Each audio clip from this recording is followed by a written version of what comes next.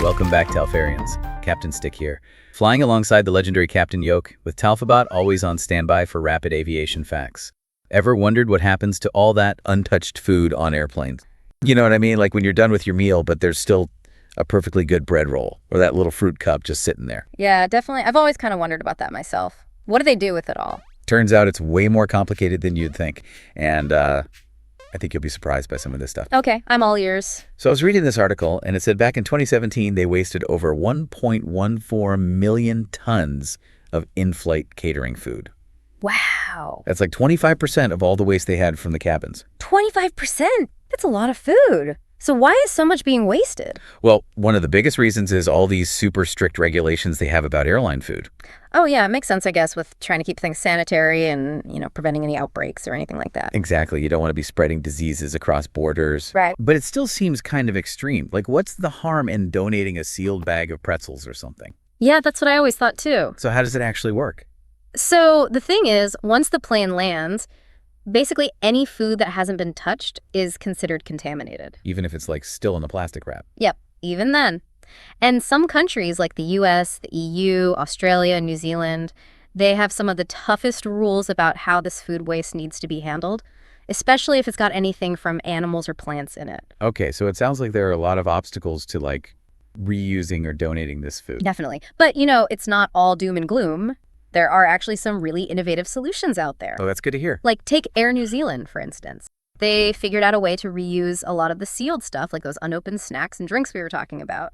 Since 2017, they've managed to divert almost 900 tons of food waste from landfills. Wow, 900 tons. Yeah. That's impressive. What about other airlines? Are they doing anything similar? Yeah, for sure. Cathay Pacific has this great program where they partner with food banks in Hong Kong to donate their leftovers. Back in 2016, they donated like 234 tons of food. Really? That's awesome. And it's becoming more common. There are even some new laws that protect these food donors from, liability and stuff, which is encouraging even more airlines to think about donating. That's really good news. So it sounds like there's some progress happening on that front.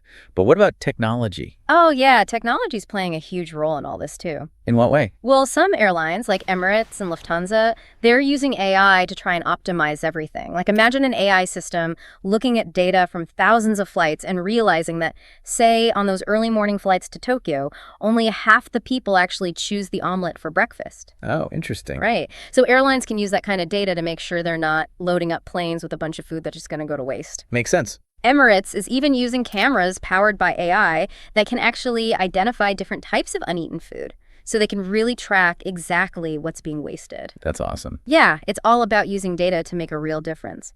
What about those pre-order meal options? Have you noticed those? Yeah, actually, I've seen those popping up more and more. They're not just for convenience. They can really help with this waste issue, too. When you pre-order your meal, the airline knows exactly what they need to prepare for each flight. Less surplus food and happier passengers who actually get the meal they want. That's great. Everyone wins. Any other kind of out-of-the-box solutions airlines are trying? Well, how about this? British Airways has a whole system for recycling their food waste. How does that work? They have these special dryers that basically dehydrate all the food waste. Cool. And then they can compost it or even use it as fuel. Pretty innovative, right? So they're not sending anything to landfills? Well, they've managed to achieve zero waste landfills at times, which is a big deal. That's amazing. Clearly, they're taking this seriously. Oh, yeah. And some airlines are even experimenting with something called strategic underprovisioning. Strategic underprovisioning. What's that? Basically, it means they deliberately carry a little less food than the number of passengers on board. Oh, interesting. The idea is that not everyone eats on every flight, so they're kind of banking on that. It's a bit of a gamble. Sounds risky. Yeah, but it could potentially reduce a lot of waste. So big picture, what's the overall impact of all this food waste, like environmentally and economically? Well, think about it. Each passenger generates about 1 kilogram of waste per flight. And there are millions and millions of people flying every single day, so it really adds up. Yeah, I can see how that would be a problem. And it's not just the food itself, it's all the resources that went into producing it, transporting it, and then disposing of it. It's a huge cost, both for the environment and the economy. So what can we as passengers actually do to help with all this?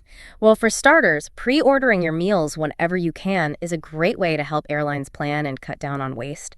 And just try to be mindful of how much food you're taking. If you know you're not going to eat it all, don't take it. Even small changes like that can add up and make a difference. It's amazing to think that something as simple as what we eat on a plane is connected to all these bigger issues, you know? Yeah, it really is. All right, well, that's it for today. Thanks for joining us, and we'll see you next time for another deep dive.